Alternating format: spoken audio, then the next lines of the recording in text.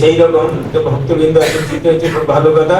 আমরা আজকে ওই আমাদের যে একটি সাময়িক পত্র, বাংলা মুখপত্র,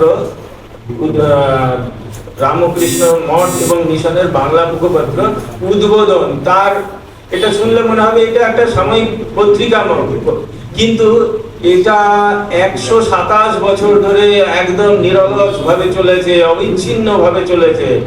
অন্য যে মুখপত্র রামকৃষ্ণ মিশনেরই আছে ইংরাজি, যেমন আমরা দেখেছি প্রথম ব্রহ্মবাদী হয়েছিল 1895 সালে, 14 সেপ্টেম্বর স্টার্ট হয়, কিন্তু 1914 সালে এসে ওটা ব্রেক হয়ে যায়। তারপরে ওই জায়গায় বেদান্ত কেশরী শুরু হয়। আরেকটি ইংরেজি পত্রিকা এরকমই, অ্যাওয়েকেন্ড ইন্ডিয়া, প্রবুদ্ধ ভারত, যেটা 96 সালের 11 জুলাই স্টার্ট হয়, 2 বছর পর বন্ধ হয়ে যায়।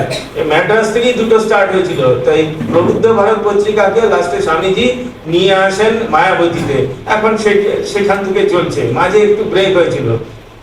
কিন্তু এই উদ্বোধন পত্রিকা কিন্তু একদম অবিচ্ছিন্ন ভাবে চলছে, এবং শুনলে মনে হবে যে এটা একটা সাধারণ পত্রিকা বিশেষ, ঠিক তা নয়। আমরা তখন বুঝি, যেমন একজন বরিশালের ভক্ত সুরেন্দ্রনাথ রায়, একদম মরণাপন্ন, সে চিঠি লিখলেন, উনি চিঠি লিখলেন মাকে, যে মা আমি তোমাকে শেষ নিঃশ্বাস ত্যাগের আগে একবার দেখতে চাই, তুমি কৃপা করে আমার এখানে আসো। মা তখন কি করলেন, নিজের একটি ফটো আর 1 বছরের উদ্বোধন পত্রিকা পাঠিয়ে দিয়ে বললেন যে তুমি এইটা ফটোটি দেখো এবং উদ্বোধনটা পাঠ করবার চেষ্টা করবে। এইভাবে সে পাঠ করার পর সে পরে আরোগ্য লাভ করে। দেখুন এই ব্যাপারটি কিরকম। বা এই কালকেই একটি কথা হচ্ছিল যে উদ্বোধন কার্যালয়ের একজন কর্মী, মায়ের খুব বড় সেবক, চন্দ্রমোহন দত্ত, উনি বললেন যে মা আমি এই উদ্বোধনের পত্রিকায় কাজ করি, তা সত্ত্বেও তোমার একটু সেবা করব। মা বললেন না না, তুমি যে কাজটা করছো এটাও ঠিক মতন করো, এটাই আমার সেবা হবে। মা বলছেন যে এই কাজগুলো, এগুলো তপস্যার চেয়ে কম নয়, এইরকম বলছেন। তা এই উদ্বোধন পত্রিকার আলাদা একটা ব্যাপার আছে, এই সাধারণ একটা আর 5টা পত্রিকার মতন নয়, এর পিছনেও একটা ইতিহাস আছে। আমরা দেখি এটা বেরিয়েছে, উদ্বোধন পত্রিকা বেরিয়েছে 1899 সালের 14 জানুয়ারি, সেই থেকে চলছে। কারণ এই 14 জানুয়ারি 99 বেরোলো, কিন্তু দেখা যাচ্ছে স্বামীজি সে 94 থেকে বলে যাচ্ছেন, উনি তখন আমেরিকায় রয়েছেন, একে লিখছেন, ব্রহ্মানন্দজিকে লিখছেন, রামকৃষ্ণানন্দজিকে লিখছেন, যোগানন্দজিকে লিখছেন, এরকম ভাবে যে পত্রিকা বার করবার চেষ্টা করো তোমরা, অন্যদের বলছে তোমরা সাপোর্ট করো। আর সেই সময় ঠাকুরের ইচ্ছাতেই আমাদের ত্রিগুণাতীতানন্দজি, সারদা প্রসন্ন মিত্র, ত্রিগুণাতীতানন্দজির মনে এই ভাবটা এসে যায় যে একটা পত্রিকা বার করতে হবে, বাংলা পত্রিকা। তখন কেউ স্বামীজিরই আর এক ভক্ত বলেছিলেন, শচীন্দ্রনাথ বসু, যে আরে আপনি সন্ন্যাসী মানুষ, এইসব পত্র পত্রিকার পিছনে কেন পড়ছেন? তখন উনি একদম সঙ্গে সঙ্গে বললেন না না, এভরি ওয়ার্ক ইজ স্যাক্রিড, এরকম ভাবে বললেন, মানে না এটা আমাকে করতেই হবে। এবং স্বামীজিও পরে প্রশংসা করেছিলেন যে দেখ এই সমস্ত অন্যান্য জব ধ্যান ছেড়ে ও এর পিছনে লেগে রয়েছে। এবং সত্যিকারে দেখা যায় সারদা প্রসন্ন, আমাদের ত্রিগুণাতীতানন্দজি, উনি সেই 6টার সময় বেরোতেন, সকাল 6টায়, আর রাত্রির বেলা ফিরতেন, তাও জ্বর গায়ে।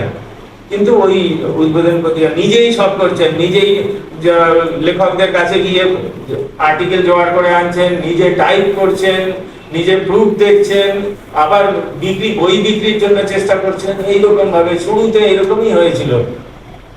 এ ব্যাপারে একটা মজার ঘটনাই আছে, যে এটা উদ্বোধন পত্রিকা পাবলিশ হয় তো 99 জানুয়ারিতে, বললাম 14 জানুয়ারি, তার কয়েক মাস আগে নভেম্বর 98 সালের কথা। তখন আমাদের ত্রিগুণাতীতানন্দজি একটু হতাশ হয়ে গেছেন। কেন? যে স্বামীজিকে বলে স্বামীজি থেকে 1000 টাকা নিয়েছেন। স্বামীজির টাকাটা বলতে স্বামীজির শিষ্যা মিস ম্যাকলাউড, উনি দিয়েছিলেন টাকাটা, ওই নিলেন। আর ধার করা হয়েছে হরমোহন মিত্র, স্বামীজিরই সহপাঠী, তার কাছ থেকে ধার করা হয়েছিল 1000, 2000 দিয়ে 1500 দিয়ে একটা প্রেস কেনা হয়। সেটা কিনে বড় বাজারে, আমাদের কলকাতার বড় বাজারে একটা গুদামে রাখা হয়। এবার কিছু টাইপ করবেন, কিন্তু ঠিক সেই সময় কোনো কাজ পাচ্ছেন না। এই ত্রিগুণাতীতানন্দজি সকালবেলা ছটায় যান, গিয়ে ওরকম ভাবে কাজের জন্য বসে থাকেন, অন্যান্য কাজ করছেন, কিন্তু ঠিক পাবলিশের কাজ করতে পারছেন না। এই জন্য আবার এইদিকে রাত্রে মানে জ্বর হয়ে গেছে, ফিরে আসছেন যখন, তখন জ্বর গায়ে দিচ্ছেন, এইরকম রোজকার ব্যাপার হচ্ছে। তো একদিন বলরাম বোসের বাড়িতে স্বামীজি রয়েছেন, রাখাল মহারাজ রয়েছেন। 98 সালের কথা তো, স্বামীজি তখন আমেরিকা থেকে ফিরে এসছেন। তা দেখছে যে শারদানন্দ, এই আমাদের ত্রিগুণাতীতানন্দজি একটু ধুকতে ঢুকছেন ঘরে। তখন দেখেই স্বামীজি আর ব্রহ্মানন্দজি বলছেন, এসো বাবাজি, এসো এসো, বসো বসো, তোমার পেপারের কি খবর?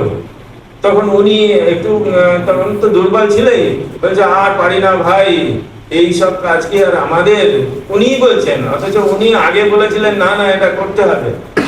যাই হোক, এইটা যেই বলেছে, তখন স্বামীজি বলছে, বলিস কি রাখাল, কি বলে কি?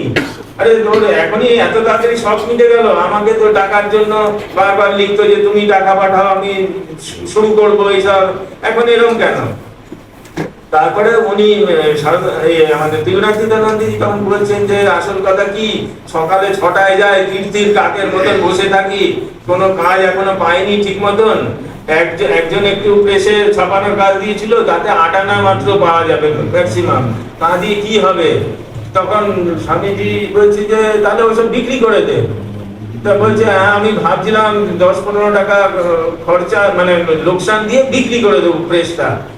তখন আবার স্বামীজি বলছে, যে বর্ণনা করছেন স্বামীজি শিষ্য শচীন্দ্রনাথ বসু, বলছে স্বামীজি যেন সিংহ যেমন জেগে ওঠে, সেরকম জেগে উঠে বসলো, স্ট্রেট হয়ে বসে, চোখ দিয়ে যেন ধপধপ করে আগুন জ্বলছে।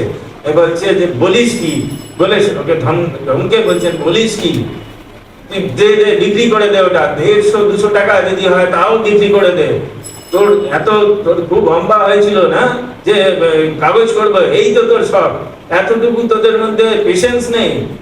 তারপরে রাখালের দিকে তাকিয়ে, ব্রহ্মানন্দজির দিকে তাকিয়ে বলছেন যে রাখাল, মনে কর সে 12-13 বছর আগে আমরা ঠাকুরের চিতাভস্য নিয়ে, ঠাকুর তখন দেহ রেখেছেন, সেই চিতাভস্য নিয়ে গঙ্গার পাড়ে বসে কাঁদছি, আর বলছি যে ঠাকুরের ভস্মাস্তি তো গঙ্গার পাড়ে